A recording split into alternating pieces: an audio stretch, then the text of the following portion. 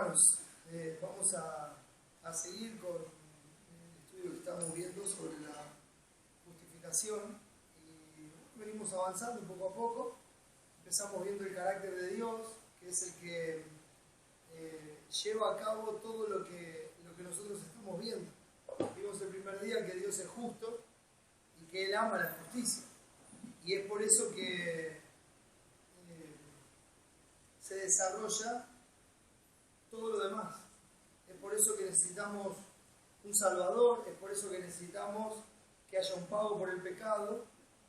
La justicia y la santidad de Dios no permiten que el pecado se pueda pasar por alto sin que alguien pague por él, porque eso no sería justo, sería totalmente injusto.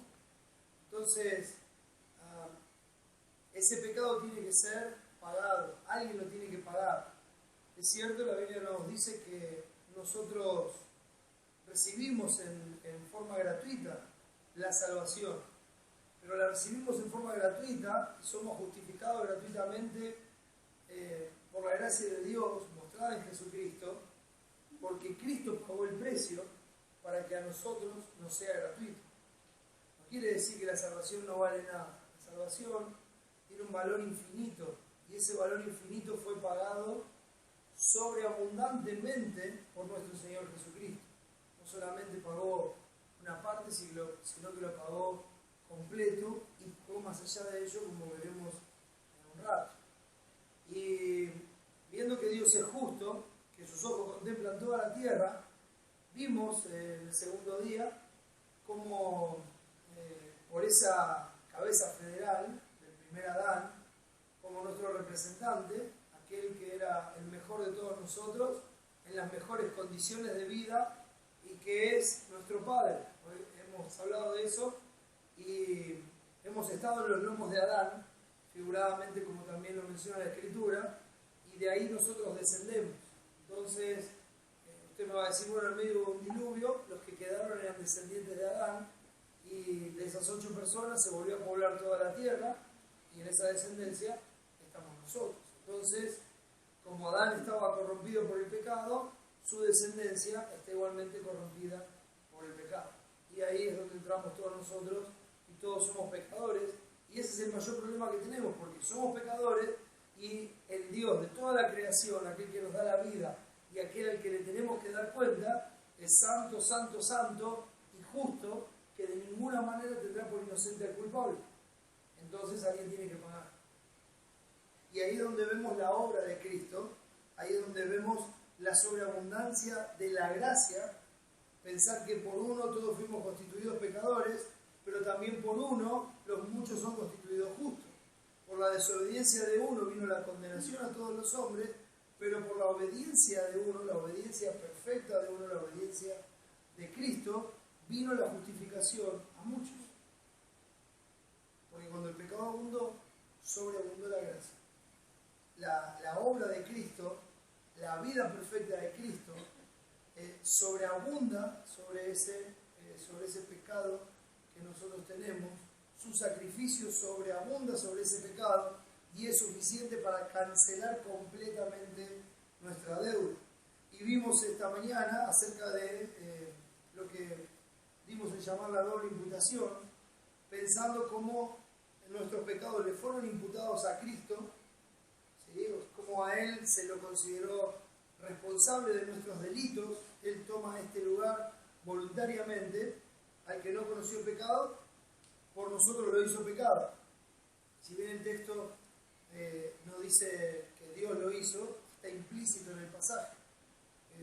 Al que no conoció el pecado, Dios por nosotros lo hizo pecado. Ese por nosotros es en lugar de nosotros. Entonces, Él tomó nuestro lugar, y Dios hizo al Hijo una maldición, como dice Gálatas 3, porque maldito todo aquel que es colgado en un madero. Entonces, el santo, el justo, el puro fue voluntariamente a la cruz, y Dios lo hizo pecado por nosotros, o sea, lo cargó con nuestros pecados y lo castigó. Dice Isaías que el castigo de nuestra paz fue sobre Él, fue sepultado, al tercer día resucitó, se exhibió su justicia, por eso Él se levanta de los muertos. Enseguida vamos a volver a hablar de eso.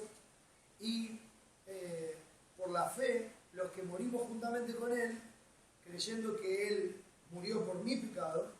Entonces, en ese sentido y por la fe, morimos con Él en esa cruz bajo la ira del Padre, nuestros pecados fueron cancelados, y si morimos juntamente con Él no quedamos en la tumba, sino que cuando Él resucitó nos dio vida y nos justificó para ser declarados justos delante de Dios y que nuestra deuda quede cancelada, que podamos ver a Dios cara a cara y que podamos tener la vida eterna y la salvación, o la salvación y la vida eterna, o como lo quiera llamar, pero Él nos lo da por pura gracia, por pura gracia. Mis pecados sobre Cristo, su justicia sobre mí. Acompáñenme una vez más al libro de Romanos y vamos a leer un versículo. Capítulo 4, versículo 6. Dice así. Leemos ese, vamos a ver el pasaje. Dice, como también David habla de la bienaventuranza del hombre a quien Dios atribuye justicia sin obras. Como también David habla de la bienaventuranza del hombre a quien Dios atribuye justicia sin obras. Y lo que queremos ver es cómo obra la justicia sin obras. Parece una lengua, pero es lo que queremos ver, cómo obra la justicia sin obras. Vamos a orar a Dios y rogar que Él nos ayude en este tiempo a descansar plenamente en la obra de gracia de nuestro Señor Jesús. Oremos. Nuestro Padre Celestial, una vez más queremos darte muchas gracias por Cristo, por su obra perfecta, por su obra suficiente, por su sangre derramada en el Calvario en favor nuestro, por ese sustituto vicario que voluntariamente dejó el trono de gloria para hacerse como uno de nosotros y así pagar nuestra deuda, porque Él es sin pecado. Gracias, Señor, por tomar su sacrificio en lugar nuestro.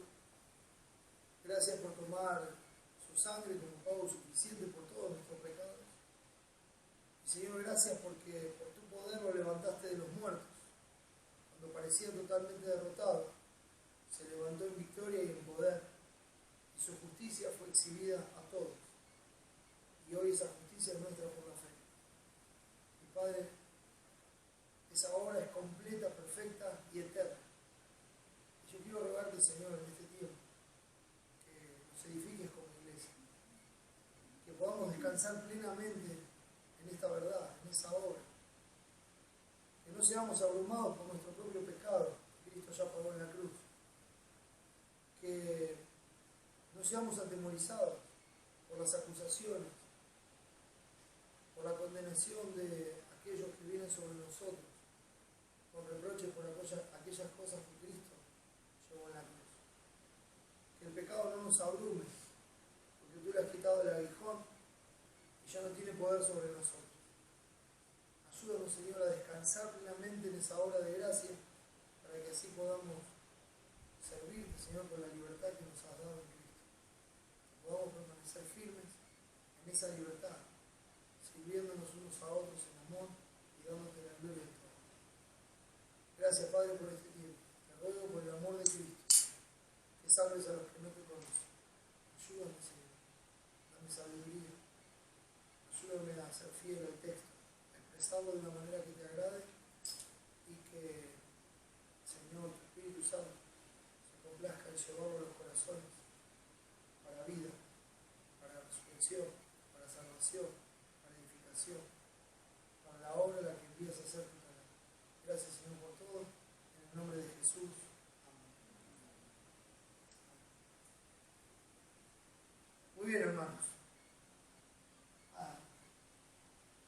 Nuestro pasaje nos dice, como también David habla de la bienaventuranza del hombre a quien Dios atribuye justicia sin obras, diciendo, bienaventurados aquellos cuyas iniquidades son perdonadas y cuyos pecados son cubiertos. Bienaventurado el varón a quien el Señor no inculpa de pecado.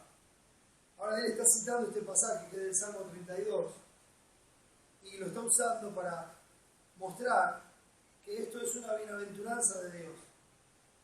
que el hecho de que nuestros pecados sean perdonados es una bienaventuranza de Dios, es una bendición que Dios nos ha dado. Bendito sea el Dios y Padre de nuestro Señor Jesucristo, que nos bendijo con toda bendición espiritual en los lugares celestiales en Cristo. Y una de esas bendiciones es el perdón de todos nuestros pecados, el perdón de todas nuestras iniquidades. Como dice el salmista en el Salmo 103, bendice alma mía Jehová y bendiga todo mi ser su santo nombre. Bendice alma mía Jehová y no te olvides ninguno de sus beneficios. Él es quien perdona todas tus iniquidades. Y la Biblia llama a aquellos que son perdonados, redimidos, aquellos que no son inculpados de pecados, como bienaventurados. El único y verdadero bienaventurado por mérito propio es nuestro Señor Jesucristo. Y por la obra de Cristo, por ese pago perfecto en la cruz del Calvario, Él nos ha quitado a nosotros el pecado y la culpa, lo ha quitado del medio, nos ha reconciliado con Dios. Y por esa obra de gracia en la cual Cristo ya pagó nuestra deuda, entonces hoy no somos inculpados de pecado. Y eso es una bienaventuranza. Él ha quitado el yugo opresor del pecado sobre nuestras vidas para que nosotros tengamos paz. Y Dios mediante vamos a hablar de eso el viernes. La Escritura dice en Isaías 57, 21, no hay paz, dijo mi Dios para el impío. Sus almas son como el mar en tempestad, que no pueden estarse quietos, y sus aguas arrojan cieno y lodo.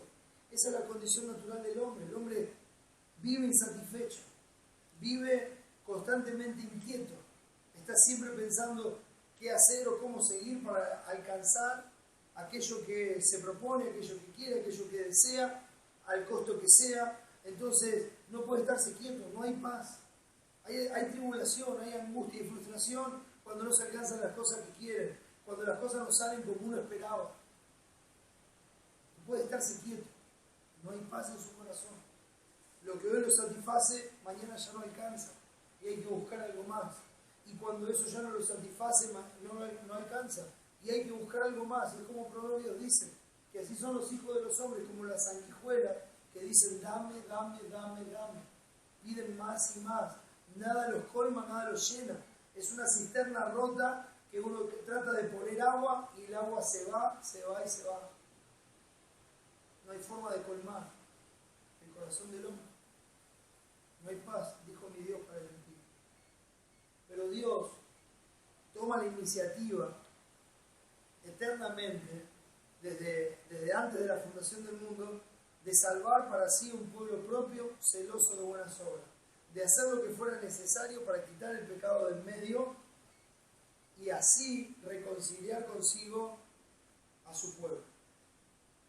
El Hijo en ese pacto se ofrece a pagar por el pecado de ese pueblo en un tiempo determinado. Y cuando vino el cumplimiento de tiempo, Dios envió a su Hijo nacido de mujer y nacido bajo la ley para que nos redimiese.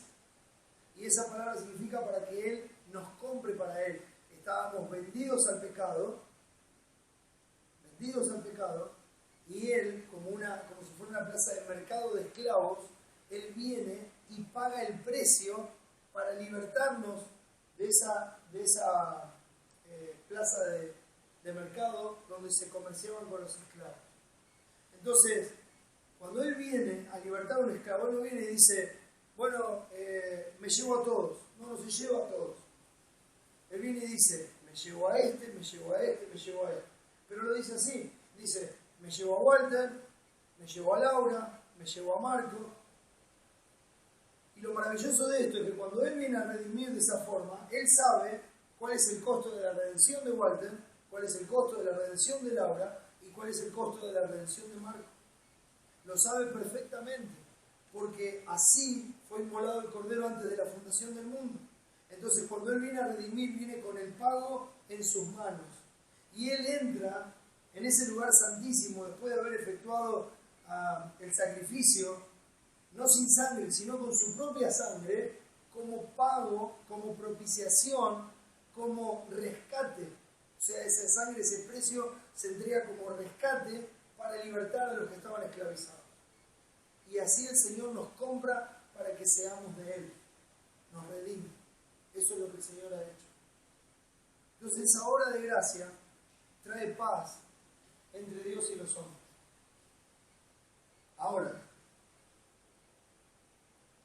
mencioné que Él redime para sí un pueblo propio, celoso de buenas obras.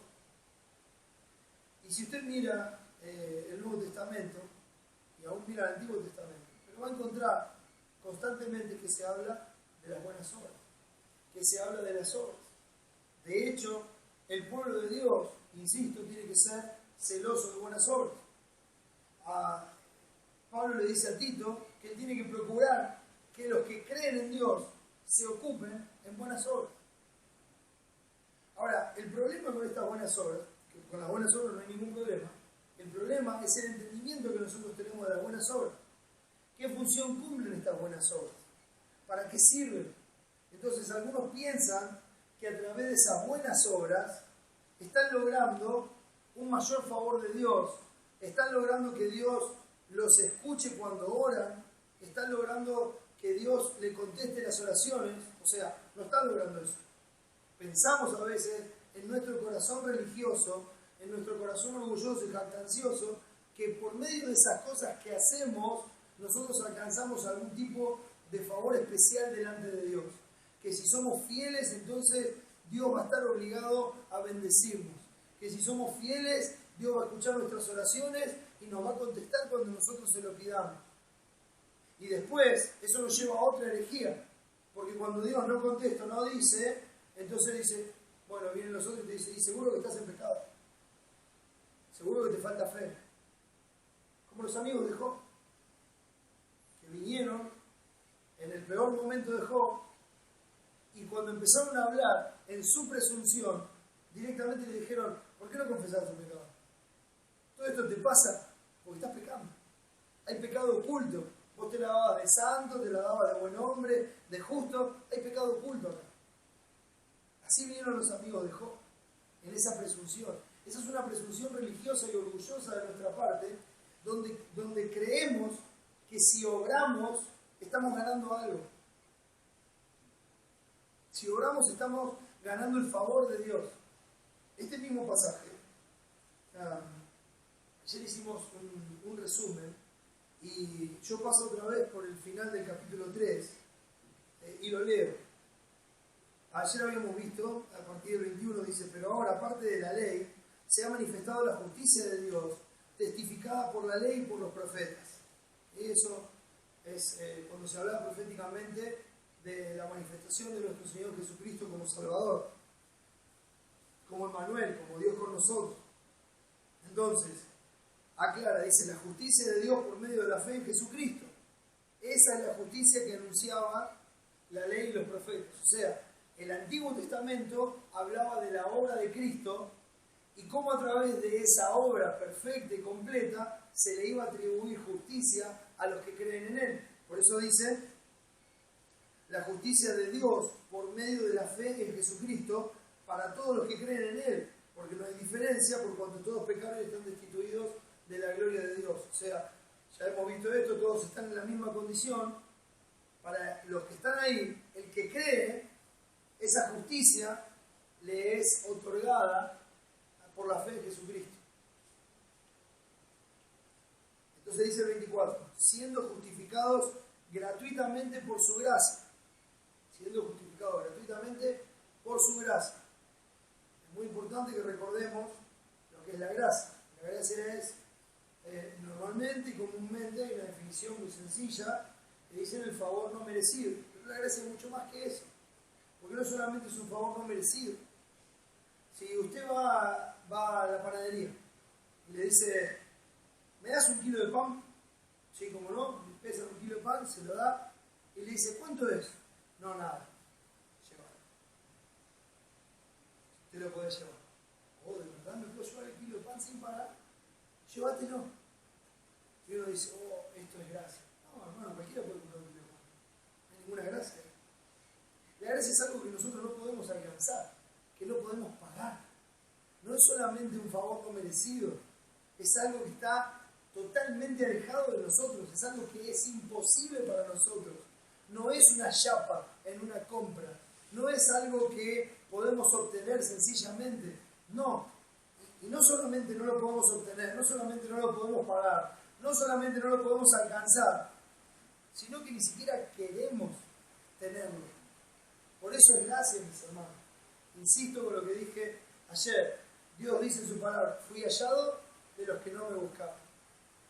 Él vino a buscar y a salvar los que estaban perdidos. Si está perdido, no está camino a casa. Si está perdido, no está camino a casa. Si está perdido, no es que estaba yendo hacia Dios y Dios lo encontró a mitad de camino y se abrazaron. No, si está perdido, no está yendo a casa. No está yendo hacia Dios. Estaba perdido y Dios lo tuvo que venir a buscar. Y lo vino a buscar, si me permite la expresión, a domicilio. Porque no había otra forma. Tuvo que venir a su propia casa a buscarlo. Porque no había otra forma. Entonces, recordamos lo que es la gracia. Y sigo leyendo acá. Siendo justificados gratuitamente por su gracia. O sea, siendo declarados justos por su gracia. Gratuitamente. Sin que nosotros paguemos nada. Solamente con creer. Mediante la redención, como expliqué antes, que es en Cristo Jesús.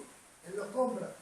A quien Dios puso como propiciación por medio de la fe en su sangre para manifestar su justicia a causa de haber pasado por alto en su paciencia los pecados pasados. Entonces, Dios puso a Cristo como propiciación, como cubierta de nuestros pecados, por medio de la fe en su sangre. O sea, la fe en el sacrificio de Cristo hace que nuestros pecados sean cubiertos. Para eso vino Cristo. Esa es la razón por la que Cristo vino a este mundo. Para que haya salvación para los hombres, para que haya un camino de salvación para los hombres. Entonces, Él puso a Cristo y lo puso como propiciación de nuestros pecados por la fe. Sigo avanzando. Y dice, a causa de haber pasado por alto, Pascua, en su paciencia los pecados pasados. Con la mira, o sea, con el objetivo, con el propósito de manifestar en este tiempo su justicia. Él manifiesta su justicia a fin de que Él sea el justo y el que justifica al que es de la fe de Jesús. Entonces, Dios es el único justo, su justicia es la única y verdadera justicia, y nosotros somos justificados por la justicia de Dios que se manifiesta en Cristo. Entonces, ¿qué es lo que ocurre? No es nuestra justicia propia, no es algo que nosotros ganamos o conseguimos, es su justicia. Entonces, si es su justicia, Él es el justo, es su justicia y la gloria es para Él. No hay mérito alguno en mí. No puedo ganar nada, no puedo lograr nada más. No hay mérito alguno. Por eso dice, a fin de que Él sea el justo y el que justifica al que es de la fe de Jesús. Él es el único justo y el único que declara justo a los que creen que Jesús vino para manifestar la justicia de Dios. Y la pregunta del 27 es, ¿dónde pues está la jactancia? ¿De qué nos podemos jactar? Él es el justo, es su justicia, es su obra, nos la da por gracia gratuitamente, porque creemos en Cristo. Entonces, ahora, yo soy justo con su justicia, no con la mía. ¿Me explico? Esa diferencia, mis hermanos, es muy importante. Tenemos que ser conscientes de esa diferencia. Porque eso nos quita a nosotros de la escena. Hermanos, el propósito de Dios es manifestar su gloria. Y Él manifiesta ahí su justicia a través de Cristo. Entonces dice, ¿dónde pues está la jactancia? Queda excluida. No hay jactancia. Nadie se puede jactar. O como dice 1 Corintios 1, el que se gloría es en el Señor. No se puede gloriar en sí mismo porque no logró nada, no ganó nada. Pero yo fui 25 años a la iglesia. Nunca os conocí apartados de mí, hacedores de maldad. En tu nombre echamos fuera demonios, nunca os conocí apartados de mí, hacedores de maldad. En tu nombre hicimos muchos milagros, nunca os conocí apartados de mí, hacedores de maldad. Pero yo estuve años en una familia cristiana, nunca os conocí apartados de mí, hacedores de maldad.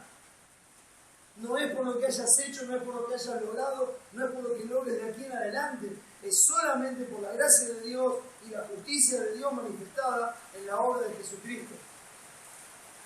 Es pura gracia. Entonces, ¿dónde pues está la jactancia? Queda excluida. ¿Por cuál ley? ¿Por la de las obras? Miren, si yo fuera salvo por la ley de las obras, o sea, por cumplir todas las demandas de Dios, cuando esté en la gloria, ¿a quién le voy a dar la gloria? Piénselo por un momento. Voy a estar delante del trono de Dios y voy a decir, Dios, gloria a mí por mi justicia. Lo he logrado. he cumplido la ley y hoy estoy acá por mis propios méritos. Gloria a mí. ¿Usted se imagina un cielo así? En un cielo así nadie le habla a nadie. Dios es totalmente desechado, no hay alabanza y el pecado arruinaría todo, porque sería puro orgullo y jactancia. Donde Dios está, no hay jactancia. Donde Dios está, la gloria es solamente para Él, porque Él es el justo y Él es el que justifica y que dé la fe de Jesús. Entonces, dice, ¿por cuál ley? ¿Por la de las obras? No, sino por la ley de la fe. Este es el nuevo pacto. La fe en la obra de Cristo, que hizo lo que nosotros podíamos. Y creemos que lo hizo como sustituto en nuestro lugar. Entonces, porque creemos que Él lo hizo por nosotros y confiamos en Dios sin haberlo visto, entonces por esa fe, Dios nos da la justicia de Cristo y nos declara justos delante de Él y olvida nuestros pecados pasados. Los olvida. Y el 28 dice, concluimos pues, o sea, llegamos a la conclusión, en base a esto, que el hombre es justificado por fe sin las obras de la ley. O sea que uno es justificado a pesar de haber quebrantado la ley y a pesar de que en algunas cosas haya cumplido la ley. No es por esas cosas que cumplió, no es por haberlo quebrantado, es por la fe en la obra de Jesucristo que uno es justificado delante de Dios. Y esa ley de la fe echa fuera la jactancia. Cantamos un himno que dice, fuera jactancia, la gloria te doy, tan solo por gracia me salvo. Vamos a cantar ese mañana.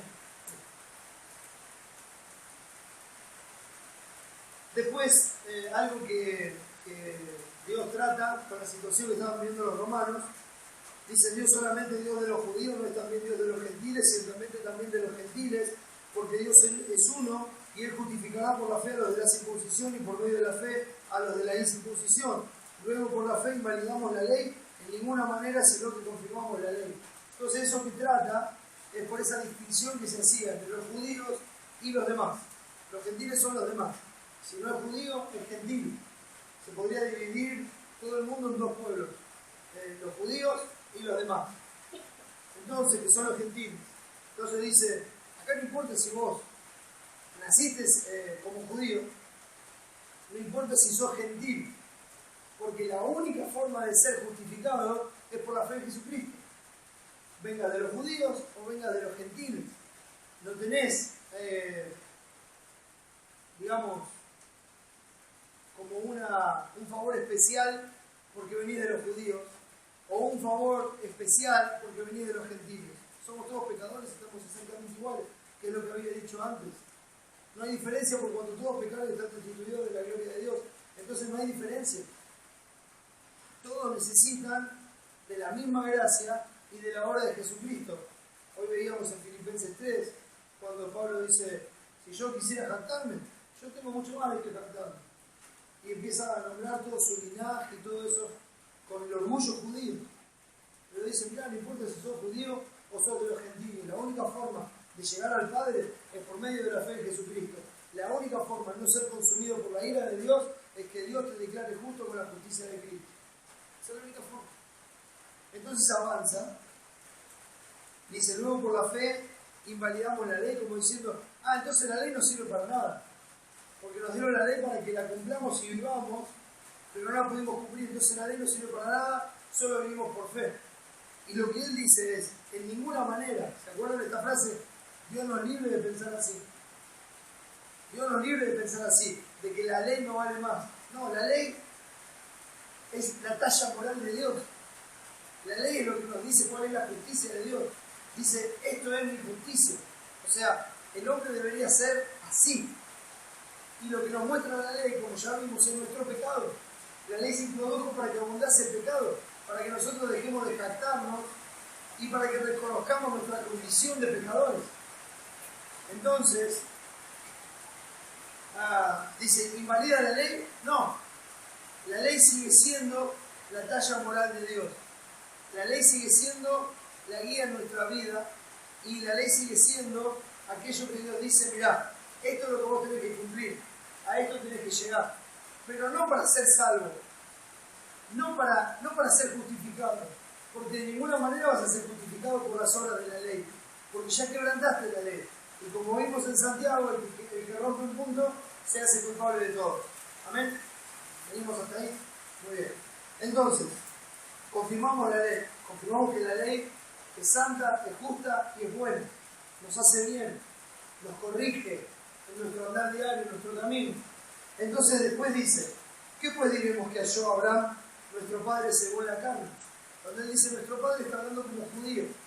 Entonces dice, ¿qué pues diremos que halló nuestro padre Abraham según la carne? Ahora, él también va a decir en este capítulo que Abraham es el padre de la fe. Abraham es el padre de la fe. Y el padre de la fe por haber confiado en Dios. Y así lo explica en el versículo 2. Porque si Abraham fue justificado por las obras, tiene de qué gloriarse, pero no para con Dios. Él tiene de qué gloriarse, pero no para con Dios. Es como esas cosas que hablamos de Colosenses, capítulo 2, cuando dice, estas cosas tienen la verdad cierta reputación y culto voluntario, ¿no? Cosas que nos dan cierta reputación entre los hombres, entre los religiosos, etcétera, etcétera. Pero que no tienen valor alguno contra los apetitos de la carne, que no tienen poder alguno para luchar con el pecado. Entonces, si Abraham fue justificado por las obras, tiene que gloriarse, pero no para con Dios. Porque, ¿qué dice la Escritura? Creyó Abraham a Dios y le fue contado por justicia. Esto está en Génesis 15:6. ¿Cuándo Abraham fue justificado? ¿Cuando hizo lo que hizo? No, cuando le creyó a Dios. Y por causa de que él le creyó a Dios y fue justificado, cuando ese creer le fue contado por justicia, cuando fue declarado justo delante de Dios, por creer en Dios, por creer en que en su simiente serían benditas todas las familias de la tierra, todas las naciones de la tierra, por creer a Dios, entonces él fue declarado justo. Y como él fue declarado justo, obró en consecuencia. O sea, las obras fueron el resultado de la justicia que Dios le dio. Las obras fueron el resultado de su fe en Dios, el resultado de creerle a Dios. Entonces, las obras no son para, sino por. Las obras no son para lograr el favor de Dios, sino que las obras son porque Dios, por gracia, ya nos dio ese favor y ya nos declaró justos. ¿Me explico? Va a seguir lloviendo, no se preocupe. Yo sé que hace mucho ruido. Nos esforzamos. ¿Se escucha bien acá? ¿Sí? Bien. No te preocupes por el video. Muy bien. Entonces dice, el versículo 4. Pero al que obra, no se le cuenta el salario como gracia, sino como deuda. Hoy Fede compartía este pasaje por la mañana y muestra algo que es lógico. O sea, ya sabemos que no logramos el favor de Dios por nuestras obras, pero obramos como resultado de la justicia de Dios imputada en nuestra vida. Entonces dice, al que obra no se le cuenta el salario como gracia, sino como deuda. Si uno hace algo, hoy compartía Fede, si uno va a trabajar, cuando va a cobrar su sueldo, no es que el patrón, o ¿cómo se dice? El empleador, ¿verdad? No es que el empleador viene y le dice, vení, mirá qué bueno que soy, mirá lo que te estoy dando. Y uno dice, ¿qué me está dando? ¿Me está dando lo que me gané? Trabajé todo el mes como un burro, ¿verdad? Hice lo que me pediste, entonces vengo a cobrar lo que me gané. O sea, no me estás haciendo ningún favor. Eso es lo que significa el texto. Si uno obra, entonces el salario se le cuenta como deuda. Si uno está haciendo un trabajo, se le cuenta como deuda. Se le va a pagar por ese trabajo. El obrero es digno de su salario. Ahora, el versículo 5 dice, mas, o pero, al que no obra, si no cree en aquel que justifica al impío, su fe le es contada por justicia. Al que no obra. ¿Qué quiere decir esto? ¿Me tiro panza arriba y no hago nada? No, estamos hablando específicamente de ser justificados. Estamos hablando específicamente de ser salvados. Estamos hablando específicamente de tener vida eterna. No estamos hablando de las cosas que hacemos en la vida diaria, comprobando lo que es agradable al Señor. No estamos hablando de aquellas obras para las que Jesucristo nos hace aptos, haciendo de Él en nosotros lo que es agradable delante de Dios para la gloria del Padre. No estamos hablando de eso, sino que estamos hablando pura y exclusivamente del acto legal de Dios declarándonos justos y a través de esa justicia de Cristo dándonos vida eterna. Entonces dice, más al que no obra, no porque sea vago, sino porque reconoce que no necesita hacer nada, porque Cristo ya hizo todo. No obra no porque no quiera hacer nada, sino porque no puede hacer nada, porque ya fue hecho todo completamente por Cristo. Es por eso que no obra. Dice, no voy a hacer nada para la salvación, porque Cristo ya hizo toda la obra completa. Entonces no está tratando de esforzarse para lograr la salvación, sino que cree que Dios a través de la obra de Cristo manifestó su justicia e hizo la obra completa, y entonces por esa fe es declarado justo. Dice, más al que no obra, si no cree en aquel que justifica al impío, su fe le es contada por justicia. Entonces, es creerle a Dios. Jesucristo es el verdadero Dios y la vida eterna. Es creer sus palabras. Yo he venido para que tengan vida y para que la tengan en abundancia. Yo he descendido al mundo para salvar. Entonces, uno le cree que esa obra de gracia fue planeada eternamente, porque así lo declara la Escritura, que ese es el pacto que el Señor hizo, que el Hijo cumplió con todos los requerimientos del pacto, y así, por esa obra consumada, entonces Él nos ofrece gratuitamente la justicia de Cristo si creemos y confiamos en Él. Y en el momento que nosotros le creemos a Dios y confiamos que Él hizo esa obra por nosotros, entonces Él nos justifica, nos declara justos por la fe, no por algo que nosotros hagamos, no por una obra, no por nuestra tarea, no porque fuimos buenos religiosos, etcétera, etcétera, cosas que ya mencioné, no por eso, sino porque le creemos a Dios. El tema es que, usted dígame, ¿dónde vive Dios? ¿Puede ir a tocarle timbre? ¿Lo puede ver? Estamos hablando de fe. Estamos hablando de creer sin haber visto. Estamos hablando de creer por la fe que lo que tenemos en nuestras manos es la palabra de Dios. Y que Dios ha revelado su voluntad. Y lo que estamos diciendo es que le creemos y no necesitamos más pruebas. No necesitamos pruebas científicas para saber si la cruz era de tal madera o de tal otra madera, si los clavos tenían 5 centímetros, 10 centímetros, 15 o 20. No necesitamos pruebas. Si vemos encontrar el agujero donde fue puesta la cruz, si era un árbol, no necesitamos encontrar el monte, no necesitamos nada de eso, porque lo creemos por fe. Le creemos a Dios, le creemos lo que Dios nos dice. Y cuando le creemos a Dios, como Abraham, que cuando fue llamado a dejar su casa y su parentela para ir a un lugar que él no conocía, él le creyó y salió sin saber a dónde iba. Eso es maravilloso. Nosotros obramos al revés.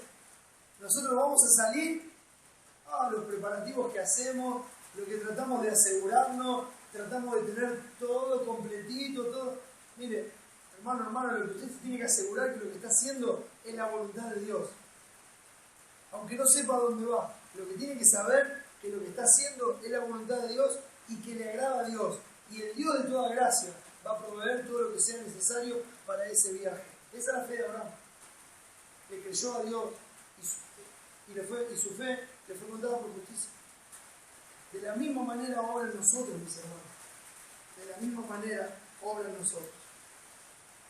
Entonces uno dice, bueno,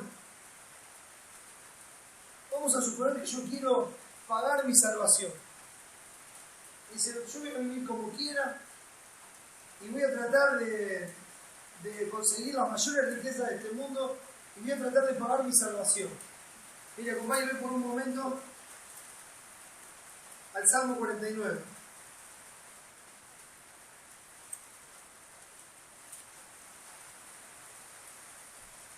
Salmo 49. Versículo 6 dice así: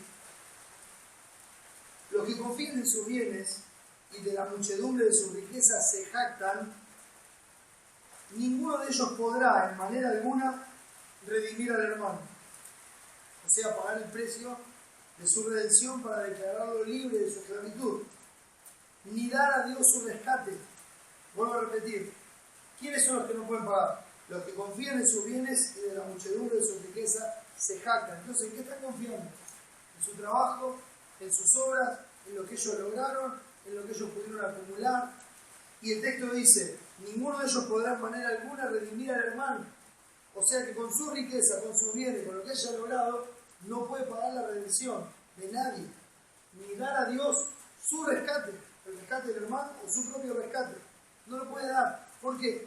Dice el versículo 8: porque la redención de su vida es de gran precio y no se logrará jamás. El pago que hay que hacer es un pago infinito. No es un pago cualquiera, es un pago infinito. Porque Dios es infinito y nuestras ofensas contra Dios son ofensas infinitas. Ofendemos a un ser infinito. Si yo ofendo a alguno de ustedes y no hago lo que Dios me manda de arreglar las cosas, ni el hermano hace lo que Dios le manda de venir a hablar con el que lo ofendió, y las cosas no se arreglan, y el hermano al que ofendí se va a vivir a Chile y no lo veo más por el resto de la vida, un día se muere, y como dice el dicho, muerto el perro, se acabó la rabia. Pero el problema es que nuestra deuda es con aquel que no muere, con aquel que ha vivido, vive y vivirá por siempre. Nuestra deuda es una deuda infinita. Es una deuda que nosotros no podemos pagar, porque nosotros somos finitos.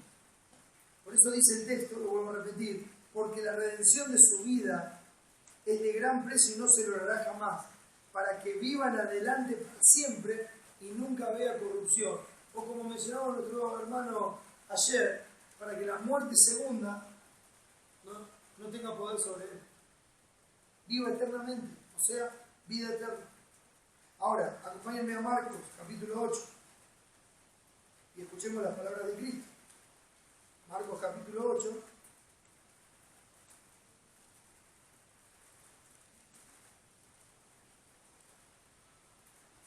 Y voy a leer desde el versículo 34, porque quiero hacer hincapié en los versículos 36 y 37. Dice así: y llamando a la gente y a sus discípulos les dijo: si alguno quiere venir en pos de mí, niéguese a sí mismo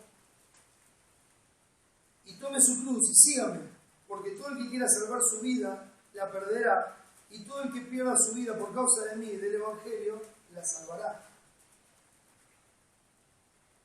Entonces uno se pregunta: ¿cómo es esto? ¿Por qué esto es así? ¿Por qué si yo quiero salvar mi vida, o sea, lo que significa esto, yo quiero guardar mi vida para mí, no estoy dispuesto a negarme a mí mismo, yo quiero cumplir con todas mis metas, con todos mis sueños, quiero vivir como yo quiero hacer lo que yo quiero vivir así, como si Dios no existiera, o quiero vivir como si Dios fuera un Dios que está contento con que yo vaya a algunas reuniones de vez en cuando, o que tenga algún ministerio o alguna cosita, y ya con eso estoy feliz, y Dios está feliz. Bueno, ese tipo de Dios no es el Dios de la Biblia. Ese es el Dios de la religión. Ese es el Dios de la falsa religión. Ese Dios no da confianza ni seguridad, porque no es por obra, mis hermanos. No es por obra. Entonces lo explica. Dice: porque todo el que quiera salvar su vida la perderá, y todo el que pierda su vida por causa de mí y del Evangelio la salvará. ¿Por qué? Bueno, porque ¿qué aprovechará al hombre si ganare todo el mundo y perdiere su alma? ¿De qué aprovechará el hombre si dedica su vida a obtener todos los bienes de este mundo? Todos los bienes de este mundo. Y ahora déjeme explicárselo así. Satanás le dijo a Jesús en la tercera tentación en el desierto, le mostró todos los reinos del mundo y le dijo: todo esto te daré si postrado me adorares. Supongamos que usted es una persona difícil, que no se conforma con un pancito, que no se conforma con el cuidado que falsamente le promete Satanás. Entonces le dice, todo esto te daré si postrado me adorares. Entonces, te voy a dedicar mi vida para obtener todo esto. Entonces usted obtiene todo lo que el mundo ofrece. Y usted obtiene legalmente las escrituras de todas las tierras del mundo. O sea, usted se vuelve legalmente dueño del mundo. Y muere. Murió. ¿Qué pasa cuando alguien muere? Con las posesiones. ¿Lo entierran con las posesiones? Se las queda ahí, ¿verdad? Ahora estuvo tan ocupado que ni siquiera le quedó familia, hijos, nada. Se muere. Entonces, va delante de Dios y le dice, déjame entrar. No lo puedes entrar. Yo pago. Estoy acostumbrado. Yo viví mi vida así. ¿Cuánto es? Yo pago. Ah, sí. ¿Y con qué me vas a pagar? No sé si sabías, no sé si estás enterado, que yo fui muy exitoso en esta vida terrenal y me gané el mundo completo. El mundo es mío. Y Dios lo mira y dice, ¿de verdad? Porque de Jehová la tierra y su plenitud, el mundo y los que en él habitan. Y él da la tierra a quien él quiere. Yo te la di. ¿Y sabes por qué te la di? Para que hoy sepas que me pertenece. Y que no hay forma de que pueda pagar. ¿De qué aprovechará el hombre si ganare todo el mundo y perdiere su alma? Porque en ese momento lo que va a escuchar es atarle de pies y manos y echarlo en el lloro y el crujir de dientes, que hay la muerte segura. No es por obras. Dice el 37, ¿o qué recompensa dará el hombre por su alma? Porque el que se avergonzare de mí, de mis palabras en esta generación adúltera y pecadora, el Hijo del Hombre se avergonzará también de él cuando venga en la gloria de su Padre con los ángeles de su poder. ¿Te avergüenza de Cristo? De tal forma que no quieres andar con Él, que no quieres estar con Él, que no crees en su obra. Entonces ese día del juicio final, Cristo también se avergonzará de ti y te negará delante del Padre, como tú le has negado a lo largo de toda tu vida, por querer retener tu vida. Entonces, habiendo visto esto, hermanos, yo quisiera, de acá hasta el final, contar todo esto como un cuadro en un juicio. Quiero contar esto como un cuadro en un juicio. Quiero que usted trate de usar su imaginación. Quiero que vos trates de usar tu imaginación en este momento. Todos hemos visto por televisión un juicio, ¿no? Cuando está el juez, cuando está el acusado o los acusados, cuando están ahí los abogados, cuando atrás está toda la gente que viene a ver el juicio. Hay juicios que son por jurado y están todos para juzgar, etcétera, etcétera. Pero todos hemos visto de alguna forma, de alguna manera, algo así como ese juicio, ¿verdad? Entonces quiero que usted lo piense. Piense por un momento de qué estamos hablando y de qué se trata este juicio. El Dios justo, con las pruebas en sus manos, dio el veredicto y dijo que el hombre es culpable y pronunció la sentencia: ciertamente morirás. Estableció el día del juicio donde esa sentencia se hará efectiva. Dios estableció el día del juicio. El juez justo de toda la tierra estableció el día del juicio donde esa sentencia que dice ciertamente morirás, ese ciertamente morirás es eterno. Entonces estableció el día donde esa sentencia se hará efectiva. Entonces algunos gritaban descontentos con el juez: esto es injusto. El culpable, que estaba en el banquillo de los acusados, dice: yo soy inocente, yo no he hecho nada, yo soy una buena persona, trabajé toda mi vida, soy honesto, no he hecho nada malo, tratando de defenderse en base a su propia justicia. Otros se enojaron con el juez porque estaban viendo que esa buena persona era condenada y entonces aborrecieron al juez y le dicen: no queremos que reine sobre nosotros este tipo de juez, no queremos que él diga cómo son las cosas.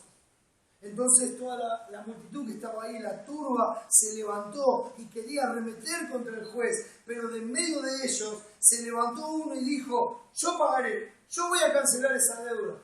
Con todo, pudiera ser que alguno osara morir por el bueno. El juez lo miró y dijo: ¿vos vas a pagar? La paga es la muerte. Entonces este que se levantó en medio dijo, no importa, yo moriré por él, es mi amigo, mi hermano, y no quiero perderlo.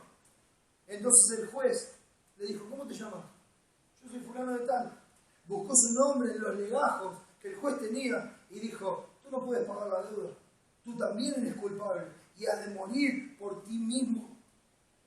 No puedes pagar esta deuda. Entonces la turba se enardeció, el enojo y el aborrecimiento creció entre todos ellos, aparecieron las quejas, los gritos, el descontento era general. ¿Quién es este para levantarse sobre nosotros? No queremos saber nada con él. Entonces a su tiempo, en medio de toda esa generación perversa y maligna, se levantó uno, era como ellos, pero sin pecado, diciendo, yo pagaré, yo moriré, yo cancelaré la deuda. Y el juez dijo, ¿cuál es tu nombre? Mi nombre es Jesús de Nazaret. Según la carne, hijo de David. Según se creía, hijo de María y José. Hijo del hombre, hijo de Dios, Emmanuel, Dios con nosotros. Y el juez le dijo, ¿acaso tienes vida para dar? Sí, yo tengo vida en mí mismo. Yo soy el autor de la vida. Soy el sustentador de todas las cosas. Tengo el poder para poner la vida y para volverla a tomar, porque ese mandamiento recibí del Padre. Y el juez respondió, pero las ofensas son eternas, merecen un castigo eterno. Y Jesús le respondió, mi vida es eterna, nadie me la da, siempre ha sido mía, y voluntariamente voy a poner esa vida eterna, esa vida infinita, para pagar por el pecado de ellos. Y el juez miró los legajos de Jesús de Nazaret, y no tenía ningún delito. Sobre él no había acusación verdadera. Nunca ofendió ni a Dios ni a los hombres. Su vida fue una vida de amor y de servicio, una vida de entrega y compasión, una vida de obediencia y negación a sí mismo, una vida de inocencia y de pureza. Tu vida es tuya, dijo el juez, y eres puro y sin mancha. No pesa ninguna acusación sobre ti y tienes un valor mayor que la deuda completa de todos ellos. ¿Seguro quieres ocupar su lugar? ¿Estás seguro que quieres ocupar su lugar? O sí, yo he venido por ellos. Los amé eternamente y por misericordia quiero cambiar su situación legal. Yo quiero pagar por ellos. Tomaré su lugar. Aceptaré la imputación de todas sus faltas y recibiré en mí el castigo que ellos merecen. Y para que no quede ninguna duda, daré más de lo que se debe para que ya nadie los acuse ni nadie los condene. Entonces el juez tomó los legajos de todos los acusados. Tomó los millones y millones de legajos. Tomó todas sus faltas que estaban ahí detalladas y asentadas. Y empezó a abrir legajo por legajo. Y empezó a limpiar uno por uno esos legajos hasta dejarlos completamente en blanco. Pero había que buscar un lugar donde poner toda esa lista detallada y abultada de faltas. Y cuando él los iba vaciando, todas esas actas contrarias eran puestas en el legajo vacío de Jesús de Nazaret. Ni uno de todos los legajos escogidos quedó fuera cuando el juez hizo esta tarea.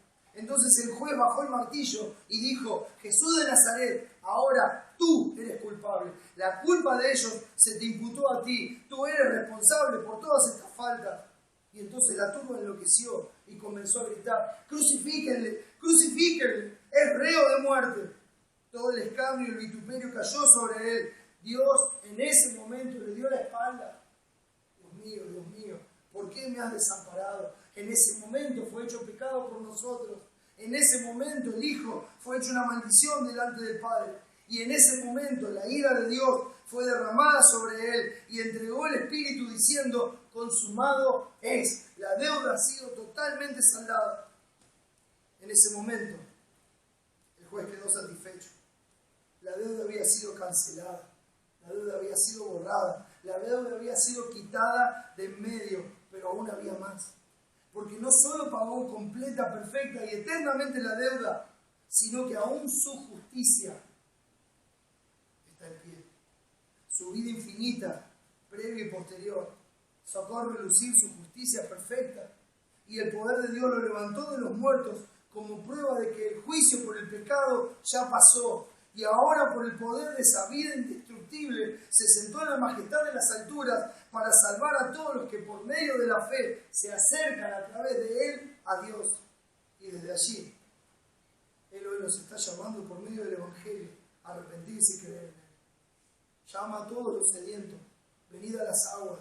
Y los que no tienen dinero, venid, comprad y comed. Venid, comprad sin dinero y sin precio vino y leche. Ustedes son gratuitamente justificados, sin precio, sin obra, sin ofrenda, sin méritos, solamente por la fe en la obra eterna de Cristo, solo creyendo en que Él ya pagó, solo creyendo en que Él ya sufrió, solo creyendo en que Él ya lo canceló, solo creyendo en que Él ya cumplió la ley de Dios, solo creyendo que la gracia de Dios manifestada en Cristo es suficiente, perfecta y completa, que nada se debe quitar, que nada se debe agregar. Él hizo lo que no podíamos hacer, Él pagó lo que nosotros no podíamos pagar, Él cumplió lo que nosotros no podíamos cumplir, Él ganó lo que nosotros no podíamos ganar, Él nos dio lo que nosotros no podíamos tener. Hermanos, es pura gracia. Y resucitó como prueba de que el juicio ya había pasado. Y el legajo limpio y perfecto de Jesús de Nazaret fue dado a cada uno de sus escogidos. El juez dijo: no hay nada más que reclamar. Y bajando el martillo dijo: los declaro justos por fe en la obra de Jesucristo. Legalmente, hoy han sido justificados. No es gracia que me paguen por lo que obré. Si trabajé, es lo que se nos debe.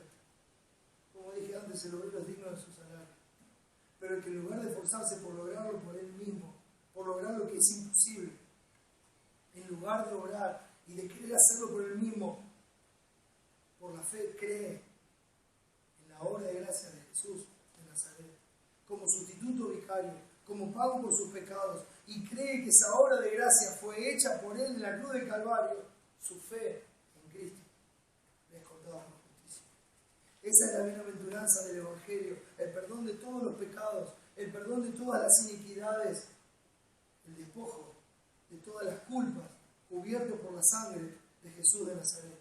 Él es la propiciación de todos nuestros pecados, la cubierta de gracia que borró completamente mi maldad, la certeza de que no se nos va a reprochar nada más por toda la eternidad, la certeza de que fuimos librados de la ira venidera. Bienaventurados los que creen en Jesús, sus almas son redimidas, sus pecados son remitidos, sus almas son libertadas.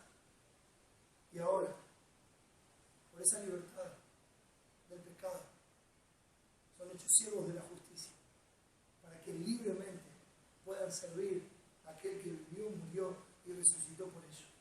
Y todas las obras que ellos hacen ahora no son para alcanzar la salvación, no, sino para glorificar a su Redentor, para dar testimonio de Él, para manifestar su carácter, para que todos sepan que hay un Salvador en este mundo y es Jesucristo de Nazaret, y que por medio de Él es justificado todo aquel que cree.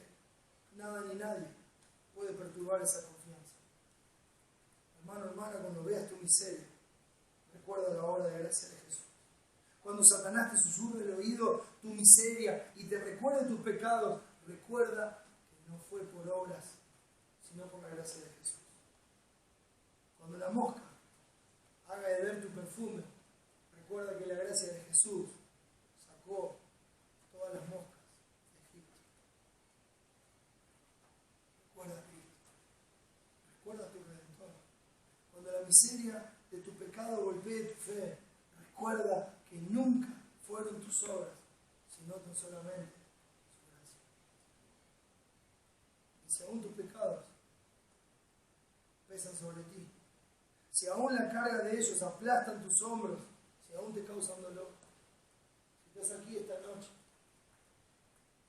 y no tienes paz, si estás aquí esta noche y sabes que tu alma es como el mar en tempestad, que nada te satisface y que a medida que pasa el tiempo la insatisfacción es mayor y que siempre quieres buscar y probar algo nuevo y que quieres alcanzar algo más, si no puedes descansar, si no puedes estar tranquilo, trae tus cargas a Cristo y Él te hará descansar. Todos los que están trabajados y cargados, venid a mí y yo yo los haré descansar, dijo Jesucristo. Aprended de mí que soy manso y humilde de corazón y llevad mi yugo sobre vosotros, porque mi yugo es fácil y ligera mi carga. Porque el que ha entrado en su reposo, también ha reposado de todas sus obras. Cristo es el reposo eterno de todos los que creen en Él. Y cuando por la fe entramos en ese reposo, entonces reposamos de todas nuestras obras. No de las buenas obras que hacemos como gratitud y para la gloria de su nombre, no.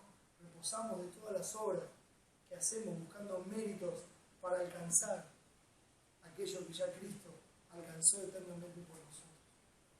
No neguemos su obra de gracia. Estemos firmes en la libertad porque Cristo nos hizo firmes. Aferrémonos a su justicia y procuremos siempre ser hallados en Él, en Cristo, en su justicia. Si no hay paz, si no tienes paz, cree en Jesús y Él dará reposo eterno a tu alma. Y mi hermano, cuando vengan las tormentas, cuando vengan los momentos difíciles, cuando tu fe flaquee, mira al cielo. Tu Salvador está sentado en el trono. Él hizo la obra completa. Y desde allí te está cuidando, guardando y perfeccionando la obra hasta el día en que le veas cara a cara. Porque Él te vino a buscar, o porque Él venga a buscar a todos sus redimidos. O vaya a saber. No dejes que hagan temblar tu fe en Jesucristo. Él hizo una obra completa.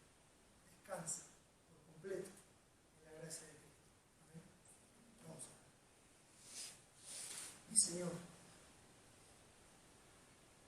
no alcanzan las palabras para describir la inmensidad de tu amor, de tu gracia y de tu misericordia.